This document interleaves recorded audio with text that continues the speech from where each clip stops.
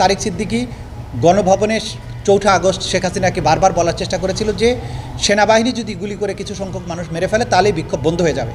সুতরাং শেখ হাসিনাকে উস্কানি দেওয়া এবং পরিকল্পনায় সাহায্য করা এবং তার নির্দেশ অনুযায়ী প্রভাবিত করে মানুষকে গুলি করে হত্যা করার নির্দেশ তারেক সিদ্দিকী দিয়েছেন, সেই প্রমাণগুলো আমরা আদালতে তুলে ধরি। আমি এখন পর্যন্ত জানি না যে আদৌ কোনো সাবজেল ঘোষণা হয়েছে কিনা, কোনো ডকুমেন্ট আমার হাতে নেই। যেহেতু আপনারা বলছেন যদি সরকার কোনো নির্দিষ্ট জায়গাকে সাবজেল ডিক্লেয়ার করে, সরকারের সেই ক্ষমতা আছে কোন জায়গাটাকে তারা জেল ঘোষণা করবেন, প্রিজন অথরিটির আওতায় নিয়ে আসবেন, এটা সরকারের স্বরাষ্ট্র মন্ত্রণালয়ের আওতাভুক্ত।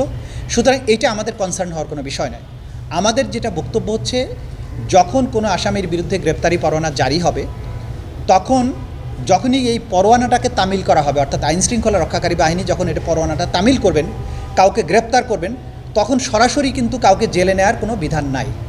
আইন হচ্ছে আসামিকে গ্রেপ্তার করে আদালতে আনতে হবে। আদালতে আনার পরে আদালত যদি ফার্দার অর্ডার দিয়ে বলেন তাকে কারাগারে পাঠানো হোক, তখন কারাগার বলতে সেটা কেন্দ্রীয় কারাগার হতে পারে, সেটা জাতীয় সংসদ ভবনের মধ্যেও হতে পারে, এমপি হোস্টেল হতে পারে, বা অন্য কোনো জায়গাকেও যদি সরকার কারাগার ঘোষণা করেন সেই জায়গায় পাঠানো যেতে পারে, কিন্তু সেটা জেল বা কারাগার হিসেবে গণ্য হবে। সুতরাং কোন জায়গাকে কারাগার করা হচ্ছে এইটা প্রসিকিউশনের বা তদন্ত সংস্থার আমাদের বিবেচ্য বিষয় নয়। আমাদের বিবেচ্য বিষয় হচ্ছে আইন অনুযায়ী কাজটা করতে হবে, যে আসামিকে গ্রেপ্তার যদি করা হয়, করা মাত্রই উইদিন 24 আওয়ার্স তাকে আদালতে আনতে হবে। এটা হচ্ছে মোদ্দা কথা। সেটা সংবিধানে যেমন আছে, আইসিটির আইনে আছে, সিআরপিসিতে আছে, যে আসামিকে গ্রেপ্তার করে আদালতে আনতে হবে উইদিন 24 আওয়ার্স। তারপরে আদালত যেখানে তাকে রাখতে বলবেন সেখানে রাখবেন। আইনের দৃষ্টিতে পুলিশ, অপুলিশ, আর্মি, সিভিলিয়ান বলে কোনো জিনিস নেই। আইনে হচ্ছে একজন ব্যক্তি, নাগরিক, একটা মানুষ। আইন সবসময় ব্যক্তিকে বিবেচনা করবে। সেই ব্যক্তির গায়ে কত দামি পোশাক আছে অথবা সে বস্ত্রহীন কিনা এইটা আইন দেখবে না। আইন দেখবে কেবলমাত্র মানুষ, এবং প্রত্যেক মানুষ আইনের দৃষ্টিতে সমান। এখানে কারো উঁচু মর্যাদা, কারো নিচু মর্যাদা, কাউকে ইল ট্রিটমেন্ট দেওয়া, কার জন্য অতিরিক্ত সুবিধা দেওয়ার সুযোগ এখানে নেই। সব সময় আইনের, আমাদের কনস্টিটিউশনের অর্থাৎ আইনের শাসনের মূল কথাই হচ্ছে আইনের দৃষ্টিতে প্রত্যেক মানুষ সমান। সুতরাং বাংলাদেশের একজন বস্ত্রহীন রাস্তায় বাস করা মানুষের যেমন যার অধিকার যতটুকু, ঠিক একইভাবে কেউ যদি ইউনিফর্ম থাকেন, কেউ যদি আরও দামি পোশাক পরিহিত থাকেন, তার মর্যাদাও সেম।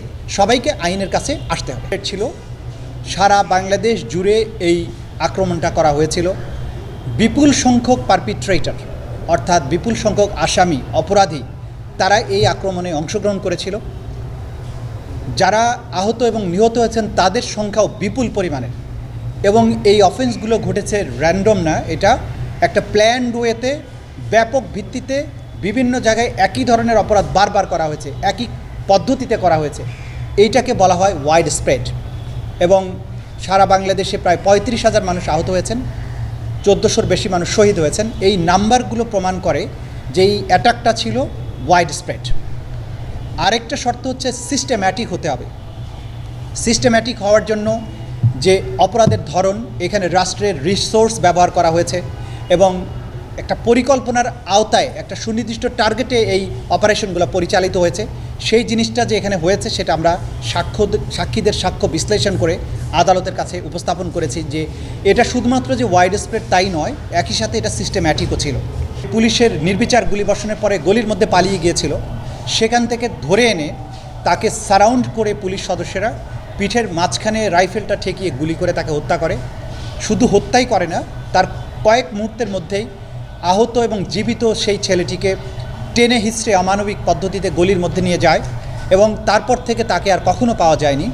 সেই তরতাজা তরুণ ছেলেটিকে পরবর্তীতে তদন্ত সংস্থা জানতে পারে যে তাকে একটি গাড়িতে করে মধ্যরাতে তার মৃতদেহ কড্ডা নদীতে গিয়ে ব্রিজ থেকে ফেলে দিয়ে গুম করে দেওয়া হয়, যেটা উদ্ধার করার জন্য তদন্ত সংস্থা ডুবুরি নামিয়ে নদীতে চেষ্টা করেছে, কিন্তু 1 বছর পরে হওয়ার কারণে, নদীতে প্রবল স্রোত থাকার কারণে সেটার কোনো রিমেইনিং আমরা উদ্ধার করতে পারিনি।